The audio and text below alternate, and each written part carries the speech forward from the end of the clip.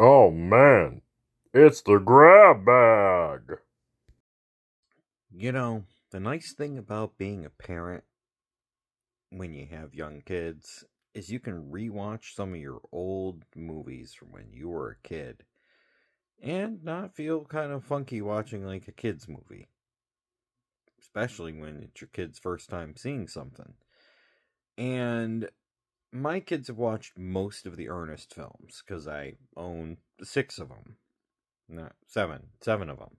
I have, goes to jail, goes to camp, scared stupid, saves Christmas, in the army, slam dunk Ernest, and goes to school. But you know which one I don't have? Rides Again. And so I found that it's on YouTube. A fan upload of it is out there. Um, and I was like, you know what? Let's watch it. It's been a long time.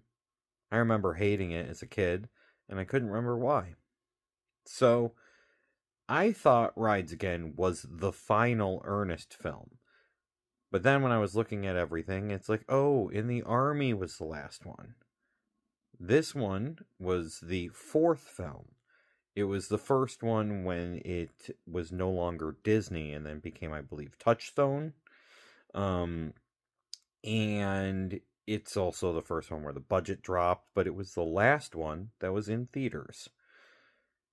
It's an alright Ernest film. I mean, the problem with everything post Disney is that they're not as good as they once were. Without the budget and the better scripting, these films all kind of had hit or miss humor. And Rides Again is about a, you know, history teacher, professor, and he had a theory about how the crown jewels were fake and that the real ones were stolen during the Revolutionary War and were hidden on a gigantic cannon, the largest cannon ever built during the Revolutionary War. And Ernest, being Ernest, is going around looking for metal, and he stumbles across this work site and accidentally gets the power tools turned on, and they start chasing him down, trying to kill him. And he stumbles and falls and finds a chunk of metal that was part of the cannon. And so off it begins. He finds his professor buddy, tries to convince him that the cannon is indeed real, that they'll be able to find it. The professor is basically on the down and outs.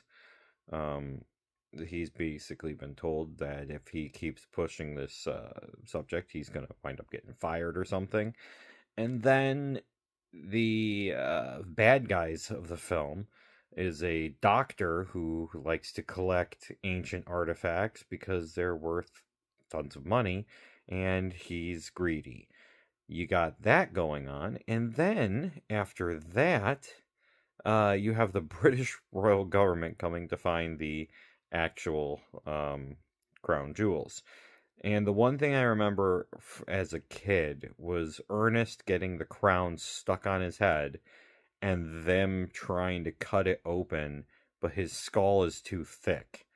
Um, a lot of the humor in the film probably would go over kids' heads. There was a lot of quips that you wouldn't really get unless you're more of an adult. I mean, there's a joke that goes by so quick where Ernest basically calls himself a living cartoon, and that would explain why he has such insane durability, even with everything going on. And, I could appreciate it more now than as a kid. Then there's like a 20-minute period of the film where Ernest is on the cannon and it's rolling.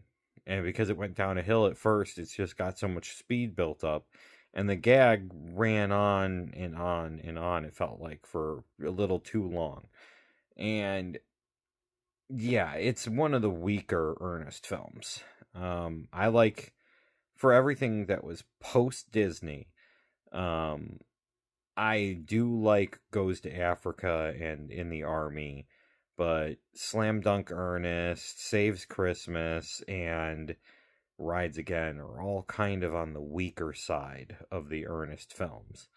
Um, doesn't mean they're bad, but honestly, your best bet is to watch the original three. Goes to Camp is absolutely amazing. Goes to Jail has one of the funniest scenes in pretty much any movie ever. And of course, Scared Stupid was unintentionally more scary than it needed to be because I believe they're called the Chiodo brothers.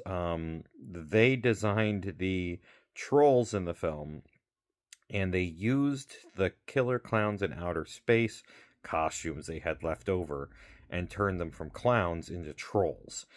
And that was actually super horrifying for a, kids movie. Um, but if you are trying to go through and watch all the Ernest films, then yeah, you are going to wind up watching it. And Rides Again isn't bad, but it doesn't really stand out too much either.